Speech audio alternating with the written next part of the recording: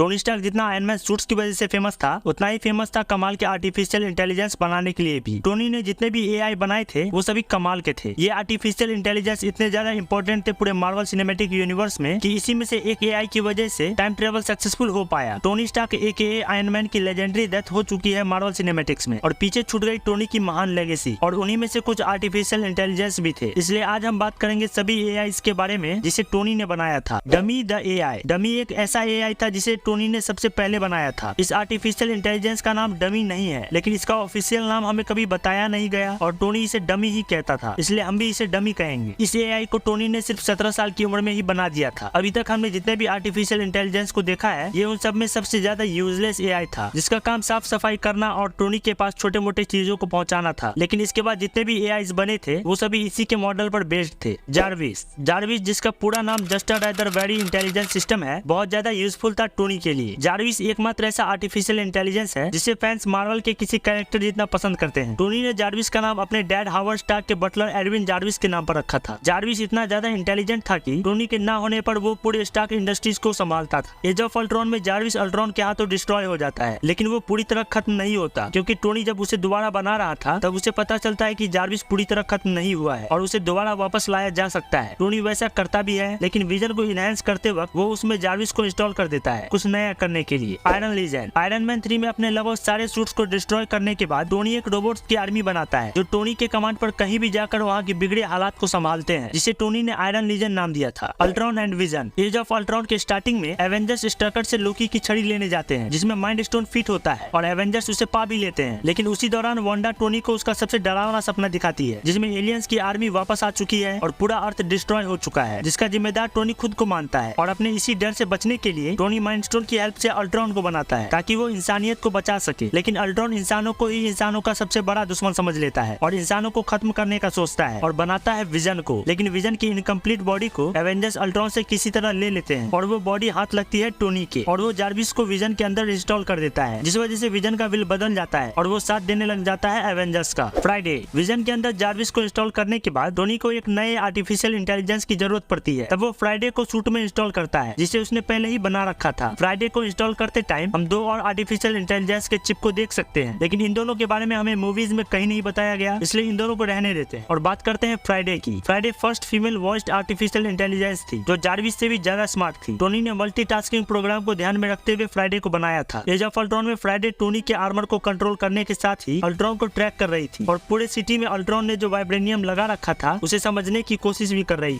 Friday as of Ultron से लेकर end game तक टोनी के सूट में फिट थी और उसी बीच इन्फिनिटी वॉर में हमें पता चला कि फ्राइडे एक ऐसी एआई है जो दूसरे एआई को भी कमांड दे सकती है, जैसा कि उसने टोनी के कहने पर पीटर के सूट को ला कर दिया और टोनी के कहने पर ही उसने पीटर को घर भेज दिया था। लेकिन वो बात अलग है कि पीटर अपना दिमाग यूज करके स्पेसशिप पर वापस आ जाता है। कैरन। ये इंटेलिजेंस पीटर की सूट आयरन स्पाइडर सूट में फिट थी, जो भले ही जार्विस या फ्राइडे की तरह स्मार्ट नहीं थी, लेकिन ये बहुत पावरफुल एआई थी, जिस वजह से टोनी इसमें पहले ही लिमिटेशंस लगा चुके थे ताकि पीटर सूट की फुल पावर का यूज ना कर सके। लेकिन अपना स्पाइडी भी होशियार है, उसने इस लिमिट को हटाकर सूट को लिमिटलेस टेक्निक यूज करने के लिए कैपेबल बना दिया, जिस वजह से पीटर कैरन को फुल कमांड दे सकता था और सूट की मोस्ट पावरफुल टेक्निक इंस्टेंट किल मोड का यूज भी कर सकता है। वेरोनिका। ये एक स्पेसिफिक एआई थी जो सिर्फ हल्कबस्टर सूट को ही कंट्रोल कर सकती थी, वो भी सिर्फ एक्सटर्नल पार्ट को। इसके फंक्शन स्पेस में रहते थे जो टोनी या ब्रूस के कमांड पर फंक्शन डिप्लॉय करते थे। वेरोनिका तब तक आसपास रहती थी जब तक यूजर हल्कबस्टर सूट का यूज कर रहा है, ताकि सूट का कोई पार्ट डैमेज हो जाए या फिर टूट जाए तो वो उसके जगह पर नए पार्ट को रिप्लेस कर दे। एज ऑफ अल्ट्रॉन में हमें ऐसा ही देखने को मिला, लेकिन इन्फिनिटी वॉर में ब्रूस जब सूट को यूज करता है तब हमें वेरोनिका आसपास कहीं नहीं दिखाई देती और न ही हमें इस बारे में कोई ऑफिशियल स्टेटमेंट देखने को मिला है। EDITH. Even dead I am the hero. एक यूनिक नेम, एक यूनिक टाइटल जो पॉजेस करती है यूनिक इंटेलिजेंस को। एडिथ टोनी के द्वारा बनाया गया शायद लास्ट एआई है जो सबसे ज्यादा एडवांस और सबसे ज्यादा पावरफुल एआई है। ये एक स्मार्ट सनग्लास के फॉर्म में बनाया गया आर्टिफिशियल इंटेलिजेंस है और इसके यूजर के पास स्टार्क इंडस्ट्रीज के सारे सैटेलाइट, ड्रोन्स, मिसाइल्स और डिफेंस का डायरेक्ट कंट्रोल होता है। इससे किसी भी टारगेट का पूरा इंफॉर्मेशन एक्सेस किया जा सकता है, चाहे वो लीगल हो या इलीगल। तो दोस्तों ये था एक लिस्ट टोनी के बनाए सभी आर्टिफिशियल इंटेलिजेंस का। अगर आपको ये वीडियो कहीं से भी अच्छी लगी हो तो वीडियो को लाइक करके चैनल को सब्सक्राइब कर देना और कमेंट में बताना कि अगला वीडियो आप किस टॉपिक पर देखना चाहते हो।